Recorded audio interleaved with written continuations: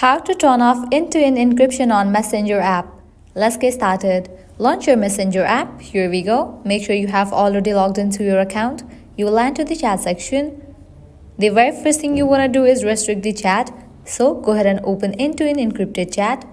Once you open it, at the top you'll find the username of that person. Click on it. Now over here you're going to find different options. Scroll all the way down. Click on the option of restriction.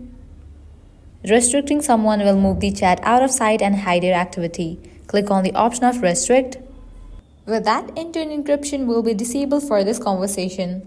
Likewise, heading towards next solution, what you have to do is click on three bars given at the top left corner. Now click on the settings icon. Now go ahead and open this option, privacy and safety. Now head towards the option of end-to-end encrypted chats. Now open this option, security alerts. Click on this option, manage security alerts. Toggle off for all these options. Likewise, heading towards very last solution, what you can do is you can delete the entire conversation. So head towards the encrypted chat, long press on it. Click on the option of delete. Delete this entire conversation, click on delete. With that, end-to-end encryption for this chat will be removed. Well, this is how you can turn off end-to-end encryption on Messenger app.